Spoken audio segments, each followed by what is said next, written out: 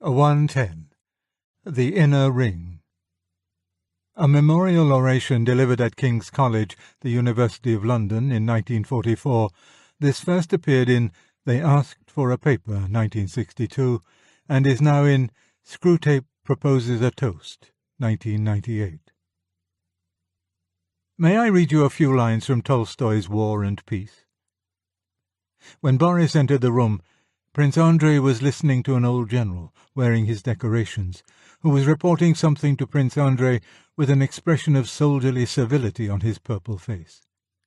"All right, please wait," he said to the general, speaking in Russian with the French accent which he used when he spoke with contempt. The moment he noticed Boris, he stopped listening to the general, who trotted imploringly after him and begged to be heard, while Prince Andrei turned to Boris with a cheerful smile and a nod of the head. Boris now clearly understood, what he had already guessed, that side by side with the system of discipline and subordination which were laid down in the army regulations, there existed a different and a more real system, the system which compelled a tightly laced general with a purple face to wait respectfully for his turn, while a mere captain like Prince Andrei chatted with a mere second lieutenant like Boris. Boris decided at once that he would be guided not by the official system, but by this other unwritten system. When you invite a middle-aged moralist to address you, I suppose I must conclude, however unlikely the conclusion seems, that you have a taste for middle-aged moralizing. I shall do my best to gratify it. I shall, in fact, give you advice about the world in which you are going to live. I do not mean by this that I am going to attempt a talk on what are called current affairs. You probably know quite as much about them as I do. I am not going to tell you, except in a form so general that you will hardly recognize it, what part you ought to play in post-war reconstruction. It is not, in fact, very likely that any of you will be able, in the next 10 years, to make any direct contribution to the peace or prosperity of Europe. You will be busy finding jobs, getting married, acquiring facts. I am going to do something more old-fashioned than you perhaps expected. I am going to give advice. I am going to issue warnings. Advice and warnings about things which are so perennial that no one calls them current affairs. And of course, everyone knows what a middle-aged moralist of my type warns his juniors against. He warns them against the world, the flesh, and the devil. But one of this trio will be enough to deal with today. The devil I shall leave strictly alone. The association between him and me in the public mind has already gone quite as deep as I wish. In some quarters it has already reached the level of confusion, if not of identification. I begin to realize the truth of the old proverb that he who sups with that formidable host needs a long spoon. As for the flesh, you must be very abnormal young people if you do not know quite as much about it as I do. But on the world, I think I have something to say. In the passage I have just read from Tolstoy, the young second lieutenant, Boris Debrezhkoy, discovers that there exist in the army two different systems or hierarchies. The one is printed in some little red book, and anyone can easily read it up. It also remains constant. A general is always superior to a colonel, and a colonel to a captain. The other is not printed anywhere. Nor is it even a formally organized secret society with officers and rules, which you would be told after you had been admitted. You are never formally and explicitly admitted by anyone. You discover gradually, in almost indefinable ways, that it exists, and that you are outside it. And then later, perhaps, that you are inside it. There are what correspond to passwords, but they too are spontaneous and informal. A particular slang, the use of particular nicknames, an elusive manner of conversation are the marks. But it is not constant. It is not easy, even at a given moment, to say who is inside and who is outside. Some people are obviously in and some are obviously out, but there are always several on the borderline. And if you come back to the same divisional headquarters or brigade headquarters, or the same regiment, or even the same company after 6 weeks' absence, you may find this second hierarchy quite altered. There are no formal admissions or expulsions. People think they are in it after they have in fact been pushed out of it, or before they have been allowed in. This provides great amusement for those who are really inside. It has no fixed name. The only certain rule is that the insiders and outsiders call it by different names. From inside it may be designated, in simple cases, by mere enumeration. It may be called you and Tony and me. When it is very secure and comparatively stable in membership, it calls itself we. When it has to be suddenly expanded to meet a particular emergency, it calls itself all the sensible people at this place. From outside, if you have despaired of getting into it, you call it that gang, or they, or so-and-so and his set, or the caucus, or the inner ring. If you are a candidate for admission, you probably don't call it anything. To discuss it with the other outsiders would make you feel outside yourself. And to mention it in talking to the man who is inside, and who may help you in, if this present conversation goes well, would be madness. Badly as I may have described it, I hope you will all have recognized the thing I am describing. Not, of course, that you have been in the Russian army, or perhaps in any army. But you have met the phenomenon of an inner ring. You discovered one in your house at school before the end of the first term. And when you had climbed up to somewhere near it by the end of your second year, perhaps you discovered that within the ring there was a ring yet more inner, which in turn was the fringe of the great school ring to which the house rings were only satellites. It is even possible that the school ring was almost in touch with the master's ring. You were beginning, in fact, to pierce through the skins of the onion. And here, too, at your university. Shall I be wrong in assuming that at this very moment, invisible to me, there are several rings, independent systems or concentric rings, present in this room? And I can assure you that in whatever hospital, inn of court, diocese, school, business, or college you arrive after going down, you will find the rings, what Tolstoy calls the second or unwritten systems. All this is rather obvious. I wonder whether you will say the same of my next step, which is this. I believe that in all men's lives at certain periods, and in many men's lives at all periods between infancy and extreme old age, one of the most dominant elements is the desire to be inside the local ring, and the terror of being left outside. This desire, in one of its forms, has indeed had ample justice done to it in literature. I mean in the form of snobbery. A Victorian fiction is full of characters who are hag-ridden by the desire to get inside that particular ring which is, or was, called society. But it must be clearly understood that society, in that sense of the word, is merely one of 100 rings, and snobbery therefore only one form of the longing to be inside. People who believe themselves to be free, and indeed are free from snobbery, and who read satires on snobbery with tranquil superiority, may be devoured by the desire in another form. It may be the very intensity of their desire to enter some quite different ring, which renders them immune from the allurements of high life. An invitation from a duchess would be very cold comfort to a man smarting under the sense of exclusion from some artistic or communist coterie. Poor man, it is not large, lighted rooms or champagne, or even scandals about peers and cabinet ministers that he wants. It is the sacred little attic or studio, the heads bent together, the fog of tobacco smoke, and the delicious knowledge that we 4 or 5 all huddled beside this stove, are the people who know. Often the desire conceals itself so well that we hardly recognize the pleasures of fruition.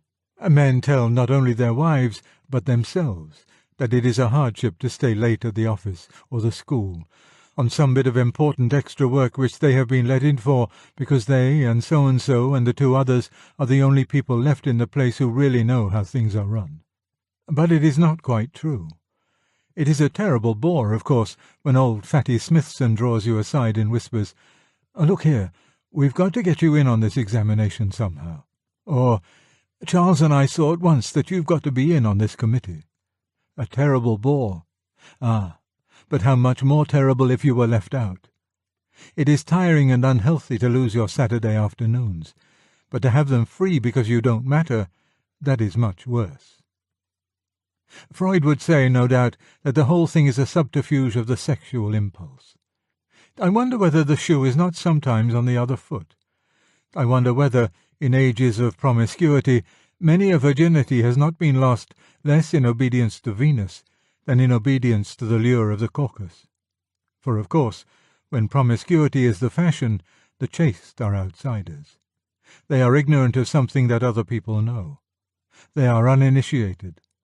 And as for lighter matters, the numbers who first smoked or first got drunk for a similar reason is probably very large.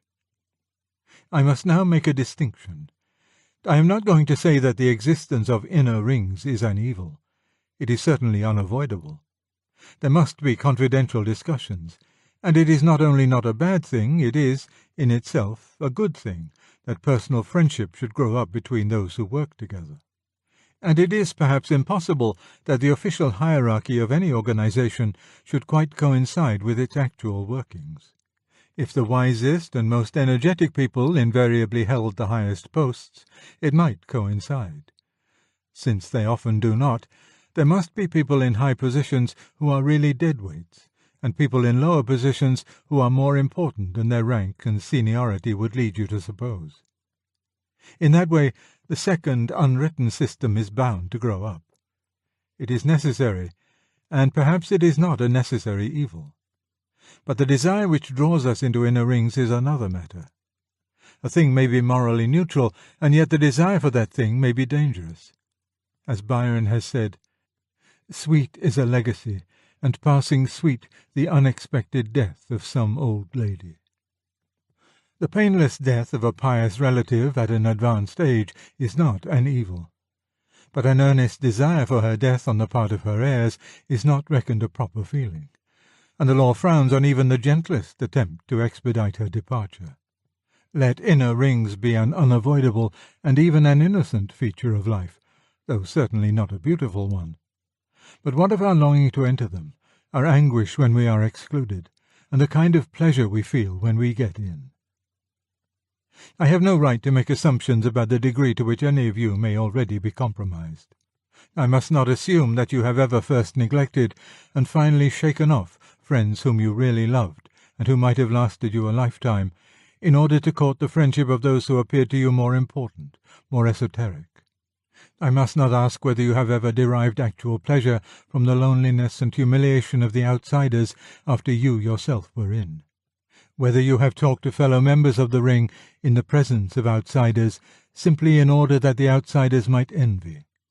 Whether the means whereby, in your days of probation, you propitiated the inner ring were always wholly admirable. I will ask only one question, and it is, of course, a rhetorical question which expects no answer. In the whole of your life, as you now remember it, has the desire to be on the right side of that invisible line ever prompted you to any act or word on which, in the cold, small hours of a wakeful night, you can look back with satisfaction? If so, your case is more fortunate than most. But I said I was going to give advice, and advice should deal with the future, not the past. I have hinted at the past only to awake you to what I believe to be the real nature of human life. I don't believe that the economic motive and the erotic motive account for everything that goes on in what we moralists call the world. Even if you add ambition, I think the picture is still incomplete. The lust for the esoteric, the longing to be inside, take many forms which are not easily recognizable as ambition. We hope, no doubt, for tangible profits from every inner ring we penetrate. Power, money, liberty to break rules, avoidance of routine duties, evasion of discipline. But all these would not satisfy us if we did not get in addition the delicious sense of secret intimacy. It is, no doubt, a great convenience to know that we need fear no official reprimands from our official senior, because he is old Percy, a fellow member of our ring. But we don't value the intimacy only for the sake of convenience. Quite equally, we value the convenience as a proof of the intimacy. My main purpose in this address is simply to convince you that this desire is one of the great permanent mainsprings of human action. It is one of the factors which go to make up the world as we know it. This whole pell-mell of struggle, competition, confusion, graft, disappointment, and advertisement. and if it is one of the permanent mainsprings, then you may be quite sure of this. Unless you take measures to prevent it, this desire is going to be one of the chief motives of your life, from the first day on which you enter your profession until the day when you are too old to care. That will be the natural thing, the life that will come to you of its own accord. Any other kind of life, if you lead it, will be the result of conscious and continuous effort. If you do nothing about it, if you drift with the stream, you will, in fact, be an inner ringer. I don't say you'll be a successful one, that's as may be. But whether by pining and moping outside rings that you can never enter, or by passing triumphantly further and further in, one way or the other, you will be that kind of man. I have already made it fairly clear that I think it better for you not to be that kind of man. But you may have an open mind on the question. I will therefore suggest 2 reasons for thinking as I do. It would be polite and charitable, and in view of your age reasonable too, to suppose that none of you is yet a scoundrel. On the other hand, by the mere law of averages, I am saying nothing against free will, it is almost certain that at least 2 or 3 of you before you die will have become something very like scoundrels. There must be in this room the makings of at least that number of unscrupulous, treacherous, ruthless egotists. The choice is still before you, and I hope you will not take my hard words about your possible future characters as a token of disrespect to your present characters. And the prophecy I make is this. To 9 out of 10 of you, the choice which could lead to scoundrelism will come, when it does come, in no very dramatic colours. Obviously bad men, obviously threatening or bribing, will almost certainly not appear. Over a drink or a cup of coffee, disguised as a triviality and sandwiched between 2 jokes from the lips of a man or woman whom you have recently been getting to know rather better, and whom you hope to know better still, just at the moment when you are most anxious not to appear crude or naive or a prig, the hint will come. It will be the hint of something which is not quite in accordance with the technical rules of fair play, something which the public, the ignorant, romantic public, would never understand, something which even the outsiders in your own profession are apt to make a fuss about. But something, says your new friend, which we, and at the word we you try not to blush for mere pleasure, something we always do. And you will be drawn in, if you are drawn in, not by desire for gain or ease, but simply because at that moment, when the cup was so near your lips, you cannot bear to be thrust back again into the cold outer world. It would be so terrible to see the other man's face, that genial, confidential, delightfully sophisticated face, turn suddenly cold and contemptuous, to know that you had been tried for the inner ring and rejected. And then, if you are drawn in, next week it will be something a little further from the rules, and next year something further still, but all in the jolliest, friendliest spirit. It may end in a crash, a scandal, and penal servitude. It may end in millions, a peerage, and giving prizes at your old school. But you will be a scoundrel. That is my first reason. Of all passions, the passion for the inner ring is most skilful in making a man, who is not yet a very bad man, do very bad things. My second reason is this. The torture allotted to the Danaids in the classical underworld, that of attempting to fill sieves with water, is the symbol not of one vice, but of all vices. It is the very mark of a perverse desire that it seeks what is not to be had. The desire to be inside the invisible line illustrates this rule. As long as you are governed by that desire, you will never get what you want. You are trying to peel an onion. If you succeed, there will be nothing left. Until you conquer the fear of being an outsider you will remain. This is surely very clear when you come to think of it. If you want to be made free of a certain circle for some wholesome reason, if, say, you want to join a musical society because you really like music, then there is a possibility of satisfaction. You may find yourself playing in a quartet, and you may enjoy it. But if all you want is to be in the know, your pleasure will be short-lived. The circle cannot have from within the charm it had from outside. By the very act of admitting you, it has lost its magic. Once the first novelty is worn off, the members of this circle will be no more interesting than your old friends. Why should they be? You are not looking for virtue, or kindness, or loyalty, or humour, or learning, or wit, or any of the things that can be really enjoyed. You merely wanted to be in, and that is a pleasure that cannot last. As soon as your new associates have been stale to you by custom, you will be looking for another ring. The rainbow's end will still be ahead of you. The old ring will now be only the drab background for your endeavour to enter the new one. And you will always find them hard to enter, for a reason you very well know. You yourself, once you are in, want to make it hard for the next entrant, just as those who are already in made it hard for you. Naturally. In any wholesome group of people which holds together for a good purpose, the exclusions are, in a sense, accidental. 3 or 4 people who are together for the sake of some piece of work exclude others because there is work only for so many, or because the others can't, in fact, do it. Your little musical group limits its numbers because the rooms they meet in are only so big. But your genuine inner ring exists for exclusion. There'd be no fun if there were no outsiders. The invisible line would have no meaning unless most people were on the wrong side of it. Exclusion is no accident. It is the essence. The quest of the inner ring will break your hearts unless you break it. But if you break it, a surprising result will follow. If, in your working hours, you make the work your end, you will presently find yourself, all unawares, inside the only circle in your profession that really matters. You will be one of the sound craftsmen, and other sound craftsmen will know it.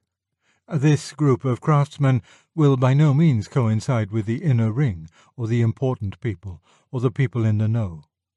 It will not shape that professional policy, or work up that professional influence which fights for the profession as a whole against the public.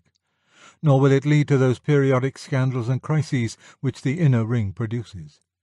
But it will do those things which that profession exists to do, and will, in the long run, be responsible for all the respect which that profession in fact enjoys, and which the speeches and advertisements cannot maintain. And if, in your spare time, you consort simply with the people you like, you will again find that you have come, unawares, to a real inside, that you are indeed snug and safe at the centre of something which, seen from without, would look exactly like an inner ring. But the difference is that its secrecy is accidental, and its exclusiveness a byproduct, and no one was led thither by the lure of the esoteric, for it is only 4 or 5 people who like one another, meeting to do things that they like. This is friendship. Aristotle placed it among the virtues. It causes perhaps half of all the happiness in the world, and no inner ring can ever have it. We are told in Scripture that those who ask get. That is true, in senses I can't now explore, but in another sense there is much truth in the schoolboy's principle, them as asks shan't have. To a young person just entering on adult life, the world seems full of insides, full of delightful intimacies and confidentialities, and he desires to enter them. But if he follows that desire, he will reach no inside that is worth reaching. The true road lies in quite another direction. It is like the house in Alice Through the Looking-Glass.